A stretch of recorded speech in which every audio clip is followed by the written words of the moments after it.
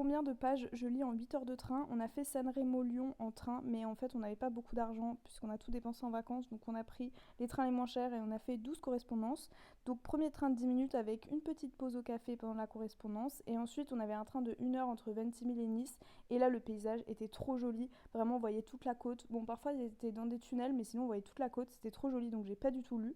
Ensuite on a mangé à Five Guys et je suis très déçue parce que leur sandwich veggie, il n'y a pas de galette, c'est vraiment juste du pain et des crudités. Donc avant j'adorais Five Guys et là je suis un petit peu triste. Ensuite on a fait Nice-Marseille et là c'était 2h30 de train et j'ai enfin commencé un livre. J'ai commencé Apnée auditive et c'était vraiment hyper approprié au trajet parce que c'est un livre qui parle de la misophonie. Et la misophonie, c'est un trouble qui fait que vous avez des sentiments extrêmement négatifs par rapport au bruit, par exemple des bruits de bouche ou les bruits que les gens font dans le train. Donc c'était vraiment la lecture parfaitement adaptée pour ce trajet.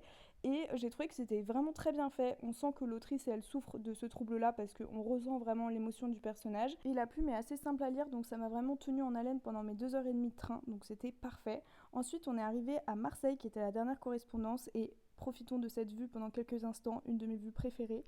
Et ensuite j'ai pris un dernier train et cette fois-ci j'étais dans un carré avec une famille, donc j'étais vraiment pas à l'aise, j'avais l'impression d'être la troisième roue du carrosse. Mais j'ai fini Apnée auditive que j'ai vraiment beaucoup aimé. Et ensuite j'ai un peu arrêté de filmer, mais j'ai lu quelques pages d'un autre livre, je me souviens plus lequel. Et je suis enfin arrivée chez moi et j'ai fini par lire quelques pages avant de me coucher, ce qui fait un total de 300 pages lues en 8 heures, ce que je trouve qui est assez chouette.